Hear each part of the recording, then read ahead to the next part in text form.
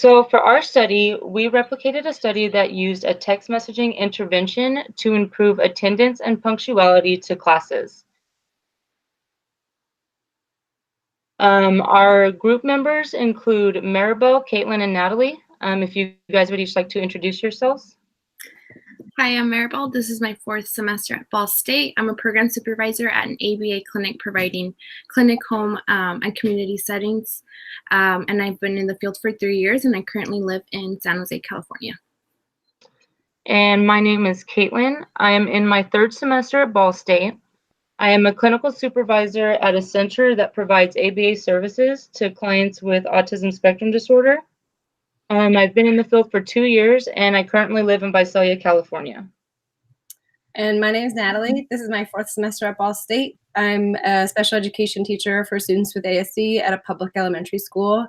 I have 7 years teaching experience with 3 previous years spent as an ABA therapist, and I currently live in San Diego, California. So the behavior of our study that we targeted is attendance and punctuality to class. And these are vital when it comes to success academically. One, missing class and being tardy take away from the instructional time. And when you're missing instructional time, you're missing information, you're missing out on the materials. Also, tardiness does not only affect the person that's late, it affects the classmates as well. It causes distraction to the class and disrupts the flow of instruction. And then in regards to attendance, it's strongly correlated to academic success. One study by Gottfried, 2014, investigated the effects of absenteeism on academic achievement. The study used data from 10,740 kindergarten students, and it kind of looked at the amount of time that they were absent and their performance in school. And the results showed that moderate chronic absenteeism led to lower performance in math and reading. So then when it comes to college, there was a meta-analytic systematic review on the relationship between attendance and grades at the college level. And it was found that attendance is strongly correlated with class grades and GPA. And it's a positive correlation to where the higher the attendance, the higher the grades. It also found that attendance is a stronger predictor of grades than a student's SAT scores, their studying skills, and the amount of time spent studying. So if a student's in class more, that kind of outweighs how much they study because they're actually there in class hearing the material themselves. And there's been many interventions to improve attendance and punctuality in various settings. One is the workplace. So studies about punctuality in the workforce have been conducted. Sang 2012 conducted a 2-part study and found that while both procedures decreased lateness to work, it was more effective to require the late employee to pay a fine to a coworker than it was to pay a fine to the employer. And then in a study by Theory 2018, it was found that punctuality and performance were reportedly inverse. The study also revealed that the two have a positive correlation, indicating that increasing punctuality may also increase performance. So it's kind of the same thing that was seen in education. The more you're there, the more positive the performance is. And in a meta-analysis conducted by Wei and Yadstenfard, 2014, it explored different methods for motivating positive workplace behaviors, including punctuality and task completion. They discussed positive and negative reinforcement, as well as punishment procedures, and concluded that positive reinforcement was most successful in decreasing punctuality and other maladaptive workplace behaviors, but that punitive consequences were also successful. And then when it comes to schools, there's been a large number of studies using interventions to improve attendance and punctuality to class in elementary through high school. There was one study that used explicit teaching of transition behavior, active supervision, and consistent consequences to address tardiness at the middle school and high school levels. And this was by Tyre, Fearborn, and Pierce, 2011. The school that participated in the study included grades 7 through 12 and had over 355 enrolled students. The results showed a 67% decrease in tardiness during the intervention compared to the baseline phase. And the intervention itself, the active supervision involved the staff being in the hallways, scanning, constantly moving around and interacting with the students. And the consistent consequences involved sending a note home to students that were late for the parents to sign. And then if they had continued tardiness, then they would have to spend 30 minutes at school after school had ended. And then in another study, they used a group contingency to increase school attendance in at-risk adolescents. And this one was by Castello and Smythe, 2017. The study included 10 adolescent male students ages 13 to 17 that had maladaptive behaviors and a history of criminal behaviors. And the group contingency involved them showing up to class and to a project session. And each time they did, they would get a point. And then as they built points, they could get rewards. And all 10 participants showed an improvement in school attendance during the intervention phase. So even though there's been studies investigating in the improvements of attendance and punctuality to class in the lower grades, there's limited research into interventions for improving the behavior at the college level.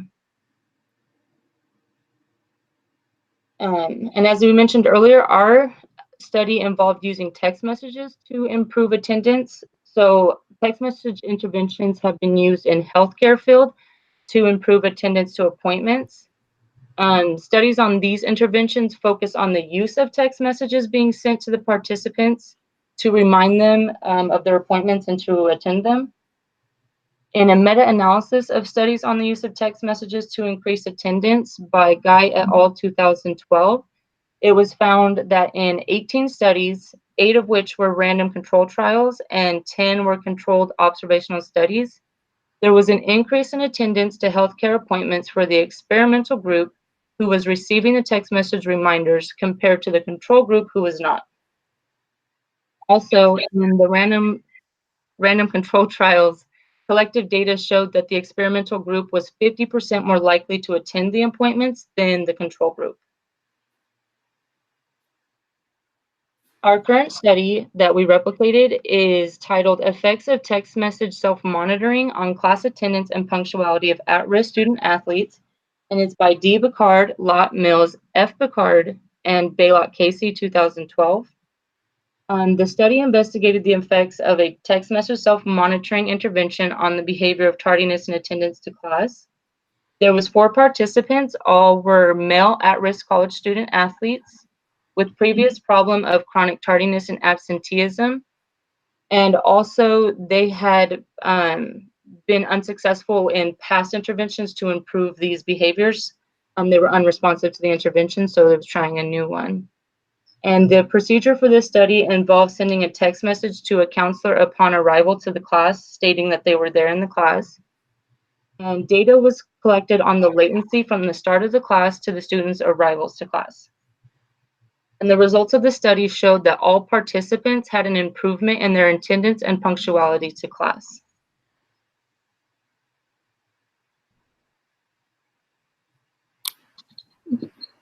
So the purpose of the study was again to illustrate and analyze the effects of sending a text message on the attendance and punctuality of college students by requiring the students to send a text message confirming the presence and their time of arrival to the class. So the behavioral definition of punctuality was defined as latency between the start time of the predetermined study period and the time the student sends the text message studying with the timestamp. So again, for our study, we weren't able to replicate actually attending to a class, so we were looking more at attending a study session based on a predetermined day and time. If the student sent the text message earlier than the predetermined study session, latency was quoted as 0 minutes. Data was rounded to the nearest minute, and if a student reported the study session with a latency of 30 minutes or more, that study session was coded as unattended. Examples of punctuality included sending a study text message at 4:58, sending a study text message at 5 p.m., or sending one at 5:29 to report a 5 p.m. study session. So even at the 5:29 mark, it was still considered and could be coded as punctuality to an attendance of a 5 p.m. study session. Even though they were considered 29 minutes late, they were still attending that session, and it was still coded as punctuality. Non-examples of punctuality included if the student failed to send a text message and if they were coded at more than 30 minutes after the designated study session. Non-examples included if a text message was containing the word studying with additional text, or if it was unrelated to the study session. So for example, if they were asking for help with homework, saying that they couldn't talk because they were studying, or if someone else was sending that study text message and they were just checking in to see if they were going to be studying one later on. And then for our methods and materials that were used, we looked at having cell phones with a text message capabilities, as well as a camera, computer with internet access, and screenshot capabilities to be able to show the timestamp of the day and time for study sessions, a Microsoft Excel for graphing, Google Docs for data collection, and Microsoft Word for reporting data. No reinforcers were used in our study. And for data collection, again, we were looking at the latency in minutes between the predetermined start time of a study session and the time the participant actually sent the study text message with an image of the timestamp of when they were meant to be studying. So this could include the text message showing the date and time, books around the area, as well as it could also be coded if they were within a group setting or if they were just studying on their own. For intervention, again, we needed to have at least 3 study times per week to be able to record that we were having our study sessions, and we selected an observer within our group to be able to send those study messages to. Each predetermined study time, the student texts that observer a studying text message, and the observer recorded the timestamp on the text message. Latency between the predetermined study session start time and the timestamp on the text message was calculated. For our IOA, we determined that sending a separate text message to a second observer during 30% of our sessions across all participants had to be within agreement, and that was defined as both observers recording the same latency within 1 minute. Disagreement was defined as each observer recording a time that differed by more than 1 minute. And the formula that we use is as follows, demonstrated here on our slide. For treatment fidelity, in addition to the message of studying, students also had to report their designated observer with a picture of their computer screen on the Ball State Canvas homepage with the time and date stamp showing. And then correct responding was scored as the time stamp on the study message and the time and date stamp on the computer screen being within 1 minute. And then here we just have our schedule of the predetermined days and times for our study sessions. For the results, I was participant 1, and there was a drastic improvement in my attendance and punctuality to study sessions for the predetermined days and times. I was not attending study sessions or planning on studying for those days, so there was definitely an increase as far as those specific days and times. And then the days that there wasn't any attendance or there were no text messages sent was because of a vacation time or there was no laptop with internet access to send those text messages with the images. For Caitlin, the use of text message did lead to an improvement in tardiness and only a slight improvement in attendance. And then for Natalie, the intervention did reduce tardiness on average, but overall attendance was a bit variable. Throughout the sessions, 25% of the sessions, again, were coded, and each one was 100% for inter-observer agreement, and the treatment fidelity was at 100%. And here you can see that we have a multiple baseline design. Our data is staggered for the baseline. The only one that was a little bit different was for Natalie, and that was due to time constraints. We had to move on to the intervention. And again, these are my results. As you can see, the first part is the baseline where there was no texting included. So you can see at the top, there was tardiness. I wasn't attending any type of study sessions during those times. Once the intervention was introduced, I was, for the most part, attending to all of my study sessions within at least a 5-minute time window. And then the days that I had no attendance that were coded at more than 30 minutes, were days that I was either on vacation or I didn't have access to a laptop. Okay, and these are the results for participant 2, as she mentioned, Caitlin. My baseline, I had fairly unstable data, but due to time constraints, as we mentioned, we moved me into the intervention phase so that we could get everybody into the intervention before turning in our initial graphs. And my baseline range was 3 to 30 minutes late. My baseline average was 9.3 minutes late.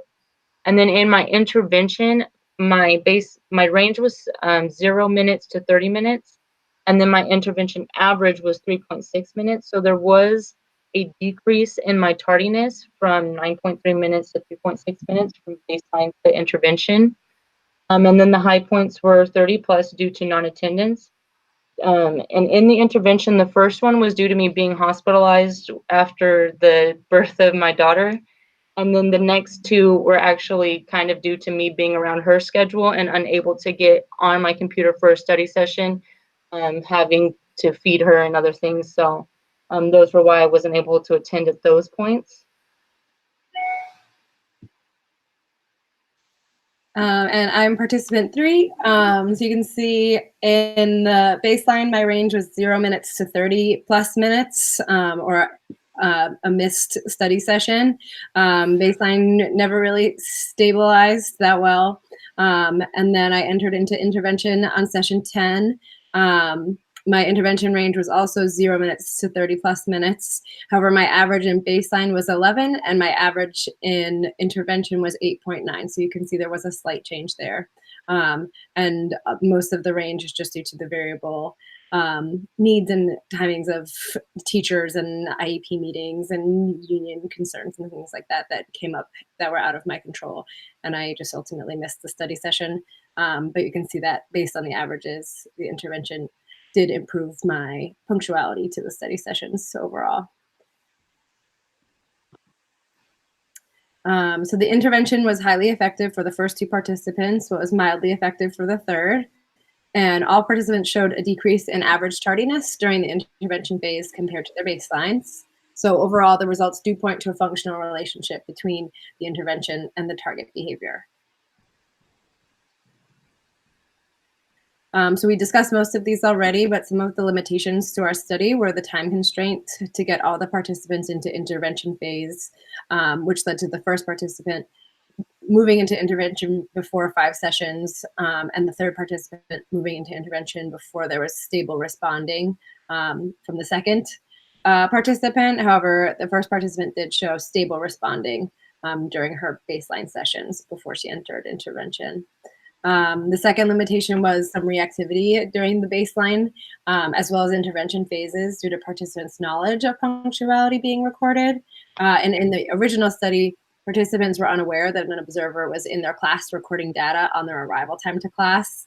So I know personally reactivity was had a strong effect on my baseline data, just being more aware of my time. Additionally, the use of predetermined study sessions instead of attendance to an actual class caused a bit of a lack of motivation to attend a study session, especially when that study session was just being conducted by the individual and not by a group. There's not really a concern as to arrive to your own study session on time. And then there were certain environmental factors that also led to the inability to participants to make all their study sessions, such as family dynamic changes and vacations, and Caitlin had a baby. And then finally, no reinforcement or punishment procedures led to low motivating operations. So we discussed earlier that there was no use of reinforcers in our study, but that previous studies showed that positive reinforcement as well as punishment procedures have increased punctuality in other studies. And these are our references. Okay.